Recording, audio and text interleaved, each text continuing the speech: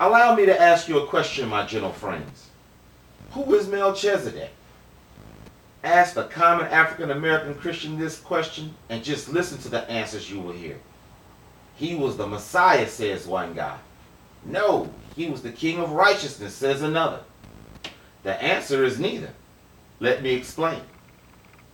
If you tweak your perception about what is written versus what has been told to you, along with looking in a dictionary or a reference book, you will find out that not only was he not all the titles your friendly local neighborhood colored preacher, and most but not all Hebrew Israelites would say, but the storyline and context of the story is completely different.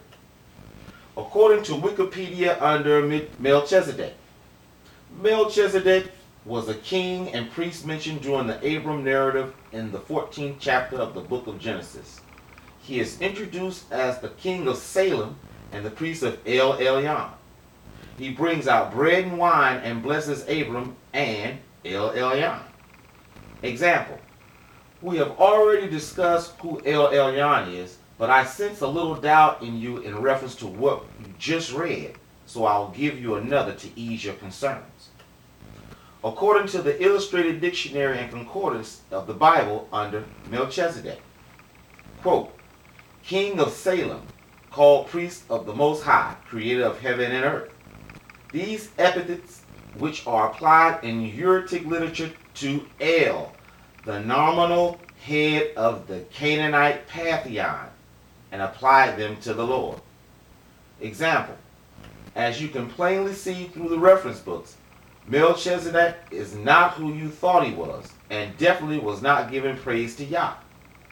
Now, with the new information that you have just gleaned, and hopefully a new perception, let's read the passages involving Melchizedek. Quote, and he brought back all the goods, and also brought again his brother Lot, and his goods, and the women also, and the people. And the king of Sodom went out to meet him after his return from the slaughter of Kedorlaomer, and the kings that were with him, at the valley of Shafbif, which is in the king's dale. And Melchizedek, king of Salem, brought forth bread and wine, and he was the king or the priest of the Most High God. And blessed be the Most High God, which has delivered thine enemies in thy hands.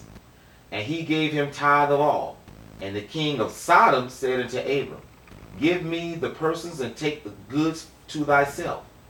And Abram said to the king of Sodom, I have lift up my hands unto Yah, the Most High God, the possessor of heaven and earth, that I will not take from a thread even to a shoe latchet, and that I will not take anything that is thine, lest thou shalt say it, I have made Abram rich.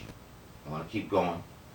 After these things, the word of Yah came unto Abram in a vision, saying, fear not, Abram, I am thy shield, and thy exceedingly great reward.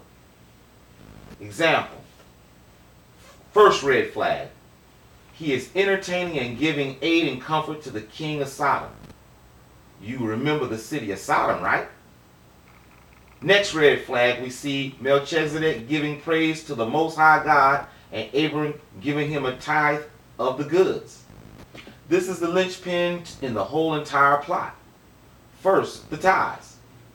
When you research other material which were not included in the Bible, you will see Melchizedek assisted Abram with refreshments and provision for the men that were with Abram. It only makes sense, seeing the kingdom of Salem was the next city to be sacked and razed by Kedorlaomer and the king's dale. Of course he gave Abram all he needed, and this is the reason why Abram repaid him for services already rendered. Besides, it was a tenth of the king of Sodom's goods anyway. We just read about who Melchizedek was giving praise to, El Elyon, but did you catch the diss? That's hip-hop talk for disrespect. Abram laid on these cats. Abram corrected Melchizedek and invoked the name of Yah before he said Most High God. A clear diss to El Elyon. and then told them he wasn't going to take a damn thing from them. Another clear diss. What evil form of foulness have spewed me from his belly, you be asking? How do I come to such preposterous conclusions? Because Yah had to come and reassure Abram not to be scared, and that he was his shield and his reward. According to the Webster's New World Thesaurus, under shield, bumper, protection, guard, sea cover. Example: why would Abram need protection or a guard if he didn't totally disrespect these guys? Hell, he just defeated kings that were going to defeat them. This is a classic case of African Americans wanting to believe in a lie. In essence, Melchizedek was a heathen king of Salem that was trying to save his own skin and kingdom by helping Abram with reinforcements to fight Kalimandar and the 5 kings that were with him. After the slaughter, he came to Abram and did the only logical thing in light of the situation. He blessed the success through the deity he was high priest to, and that is El Elyon, the Canaanite Most High God. Upon hearing this blessing, Abraham immediately restated this blessing and invoked the name of his God, Yah, in front of the title of being the Most High God. I can just see Mel cutting his eyes at Abram at that point. The king of Sodom, being grateful, offered Abram all the goods that he had saved from the scrum. But Abram dissed them yet again and told him that he wasn't going to take crap from them, because later the king will say that he made Abram rich. In essence, they were 2 heathen kings dissed, and their gods too. I'm sure Abram had to be just a little bit uptight by that time. Our hypothesis is anchored by the fact Yah came to Abram in a vision and told him not to fear the kings or worry about the loot he gave them, because Yah was going to be his reward. The only reason he is mentioned in the Israelite lore is due to the fact that he was a very rare person.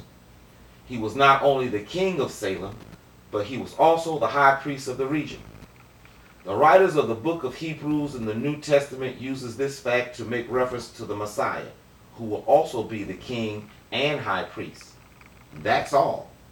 Nothing more, nothing less. Thank you for listening. Look for the next video.